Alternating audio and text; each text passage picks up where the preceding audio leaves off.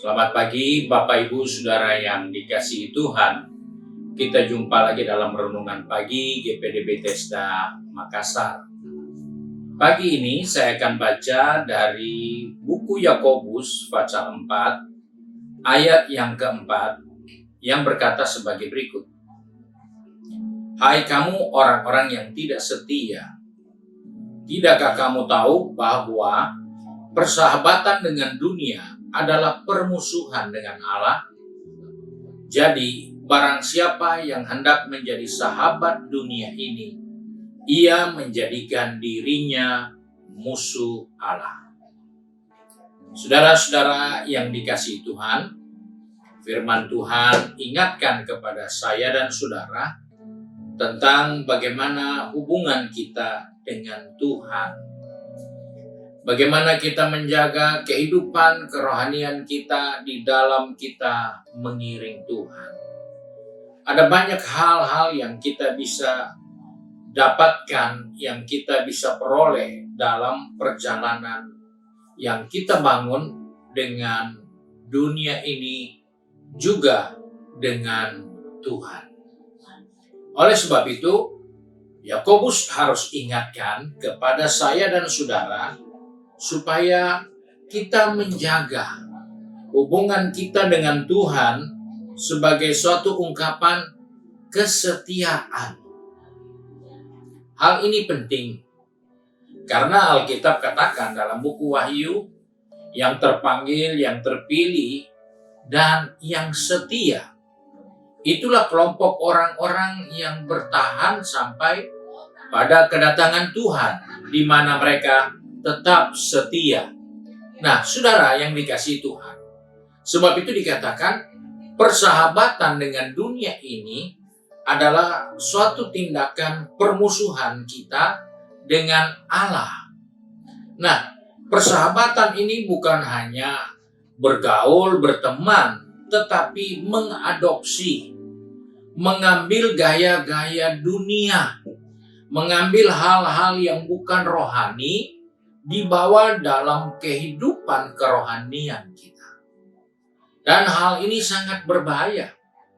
Tuhan menaruh gereja di dunia ini untuk menerangi dunia. Namun banyak orang percaya menaruh dunia di dalam gereja. Karena mereka bersahabat dengan dunia dan membawa kebiasaan dari dunia ini masuk ke dalam rumah Tuhan, dalam peradaban sesama orang percaya. Dan itulah yang dikatakan bermusuhan dengan Allah. Sebab itu kita harus waspada dengan berjalannya waktu, dengan begitu maraknya dan terbukanya informasi, maka kita bisa melihat ada banyak model ibadah, ada banyak model penyampaian firman yang selalu diadopsi dengan cara-cara dunia.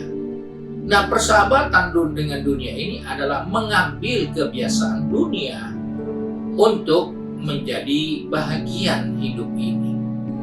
Dan itulah yang menjadikan kita musuh Allah.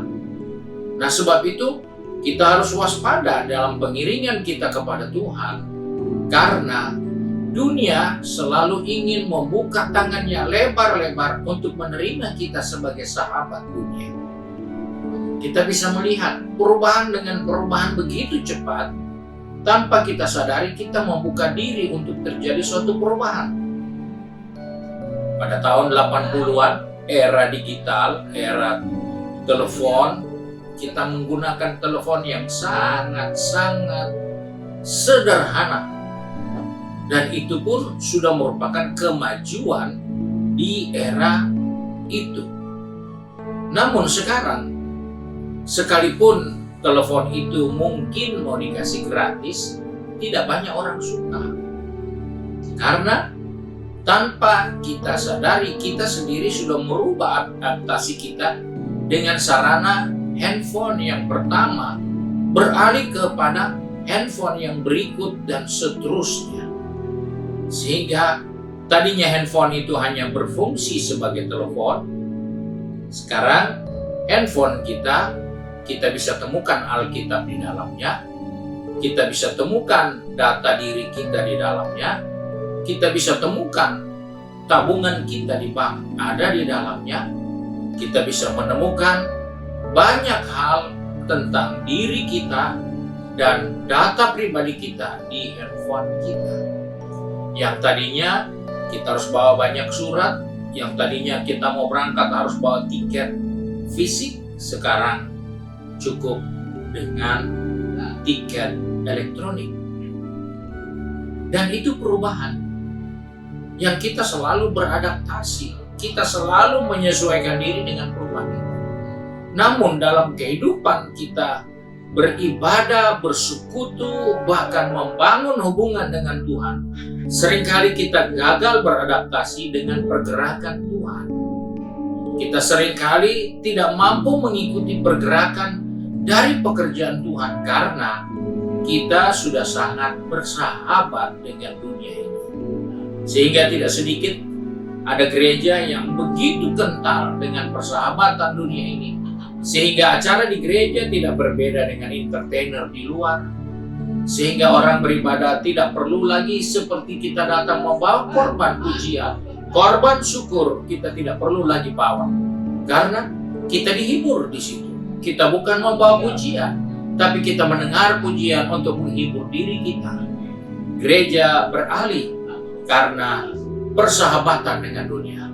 Sebab itu kita sebagai anak Tuhan, orang percaya, mari kita diingatkan persahabatan dengan dunia ini jadikan status kita musuh Allah.